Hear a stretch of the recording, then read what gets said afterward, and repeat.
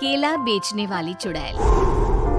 एक बार की बात है, जादूपुर नाम के एक गांव में करतब दिखाती एक औरत एक रेड्डी के लिए गांव में आती है।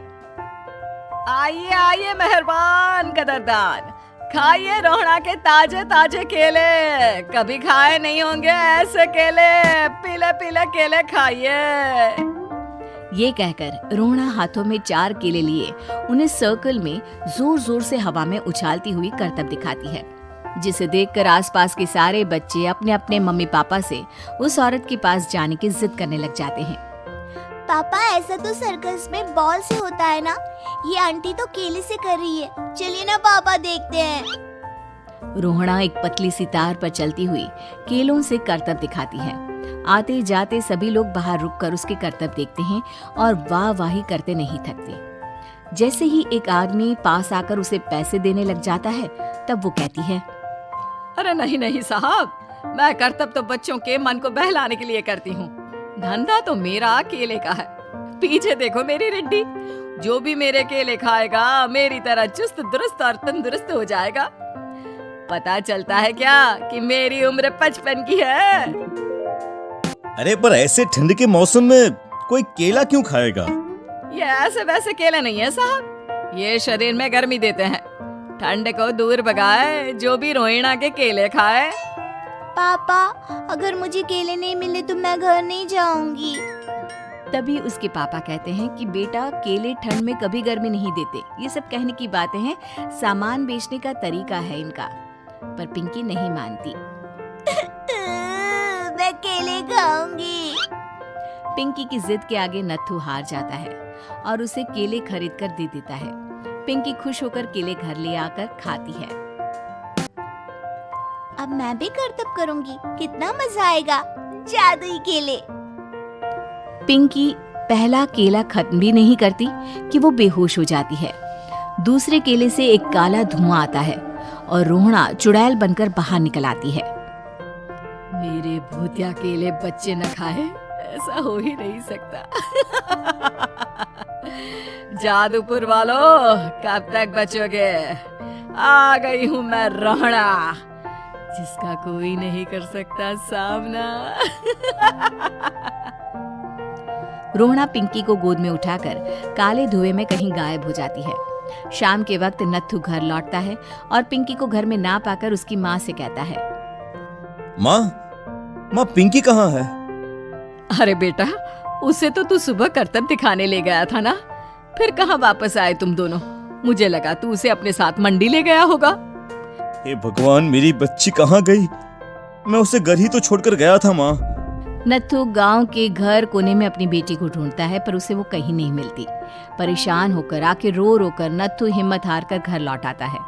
अगली सुबह रोहड़ा फिर से करतब दिखाने आती है और इस बार पिंकी की तरह रोनी केले खरीद लेता है। 50 रुपए दिए थे पापा ने, सारे पैसों के मैंने केले खरीद लिए हैं।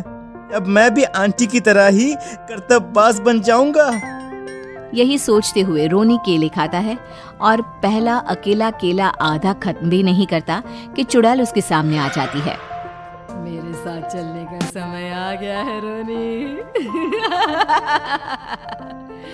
ये तो बस शुरुआत है।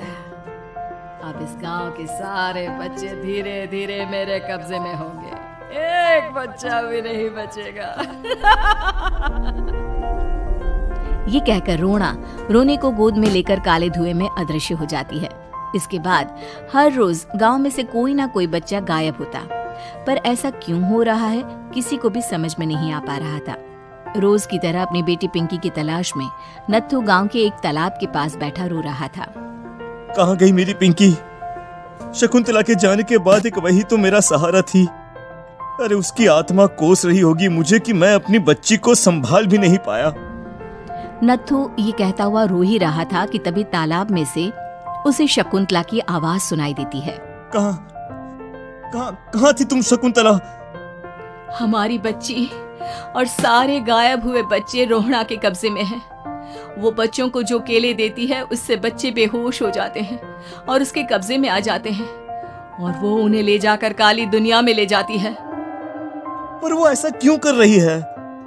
ये मैं नहीं जानती, पर उस दुनिया का रास्ता मैं आपको बता सकती हूँ। जहाँ ये नदी खत्म होती है वहाँ एक केले का पेड़ है, उसके नीचे एक दरवाजा है, वहीं से रास्ता जाता है उस दुनिया का। ये कहकर शकुंतला की आत्मा गायब हो जाती है। गांव के सभी लोग झुंड बनाकर उसी रास्ते से काली दुनिया में चले जाते हैं और वहां देखते हैं कि सारे बच्चे वहां काम कर रहे थे। पापा मुझे ले चलो यहाँ से। पापा पापा। सभी बच्चे अपने मम्मी पापा से लिपट जाते हैं। तो तुम लोग यहाँ तक आ गए? क्यों हमारे बच्चों को पकड़ लिया तूने? तुझे शिकार ही बनाना है तो ले, हम सब आ गए हैं, हमें खा ले। नहीं, मुझे बच्चे चाहिए। मेरे बच्चे के बदले तुम लोगों के बच्चे। क्या मतलब? मैं इसी गांव में रहने वाली एक औरत थी। केले की चोरी के इल्जाम में मेरे बेटे को गांव वालों ने इतना मारा कि वो मर गया। उसी दिन मैंने ठान लिया कि गांव वालों का भी वही हाल करूंगी। कुछ दिन बाद बेटे के चले जाने के दुख में मैं भी मर गई और मेरी भटकती आत्मा एक चुड़ैल बन गई। और फिर मैंने बदला लिया तुम सबके बच्चे छीनकर। बर्दाश्त नहीं कर पाए ना, सोचो मुझ पर क्या बीती होगी। हमें माफ कर दो रोना, पता नहीं ये किसकी गलती थी पर हम सभी माफी मांगते हैं। हमारी खुशियां लौटा दो, तुम भी तो एक माँ हो। गांव वालों की बात सुनकर रोना का मन पिघल जाता है और वो बच्चों को छोड़ देती है। उसके बाद काली दुनिया बच्चों के लिए जादुई दुनिया बन जाती है। अब कोई भी कभी भी वहां आ जा सकता था।